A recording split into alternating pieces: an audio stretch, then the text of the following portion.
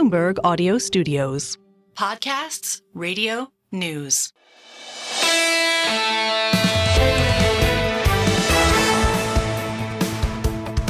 Single best idea. And the first conversation we have today, I really need to explain. The heritage of what we do here is we don't prepare any questioning.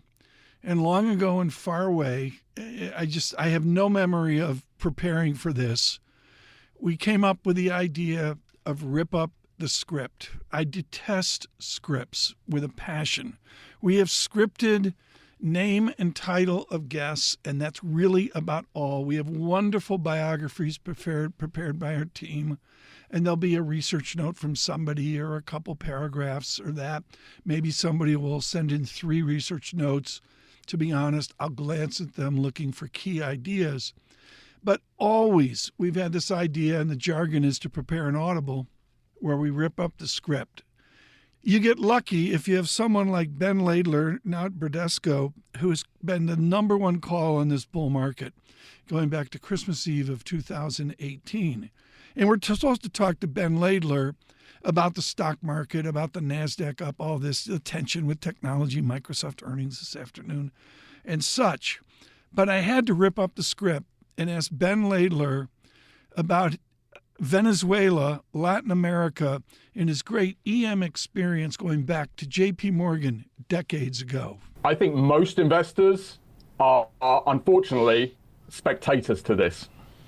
Unfortunately, over the last 30 years, Venezuela has just shrunk to become a fraction the size economy, stock market, bond market that it used to be.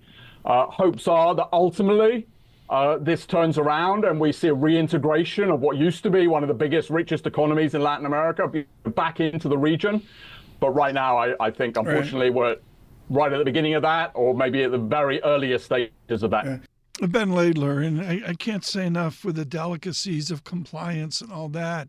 These are sometimes difficult questions for our guests to answer given their remit of where they are. We thank Ben Laidler and Bradesco for some real informative clarity there on the unrest in Venezuela. Also, a thank you to Roz Matheson, head of all of our government coverage, for her clarity there on just the agenda of Venezuela trying to get to Wednesday morning. We'll have continued coverage from our offices in Caracas as well, our news bureau, I should say, in Caracas. So much coming up. It is the busiest week of the summer. A Fed meeting tomorrow. We'll have the Fed Decides. Myself, Jon Ferro, Lisa Abramowicz will bring that to you at the 1:30 hour in the afternoon. Much more coming up as well. Microsoft earnings to dive into the tech frenzy of the next 2-3 days. We'll do that. NVIDIA, by the way, later this month, much later. I believe the date's August 28th.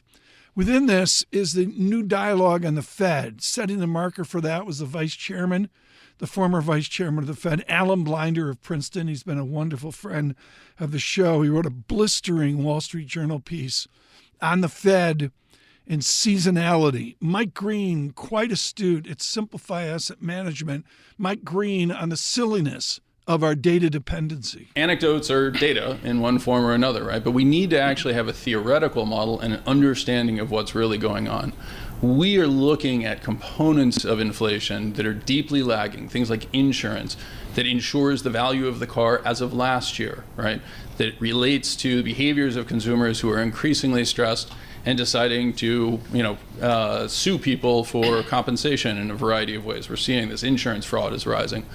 Those are not inflationary. Those are market pressures and market powers. And the answer to them, of course, is fewer people drive cars. That's going to end up playing out even as the Fed reacts. Mike Green of Simplify Asset Management. Major shout out. Ed Ludlow is visiting us in New York this week. We're going to have him in a couple times through the week, and we'll do the big tech thing in San Francisco and that. But we did a wonderful segment today. Look for that on our replay out at Bloomberg Podcasts, out at Bloomberg Surveillance there. You'll find the 3-hour replay. Halfway through it is Ed Ludlow on his experiment of driving a Tesla with no hands on the steering wheel.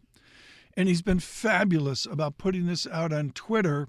And frankly, terrifying was just the trip across the Golden Gate Bridge in San Francisco and it was pretty good and pretty smooth, but there was a but. And I tell you, I don't understand where the self-driving thing is going to.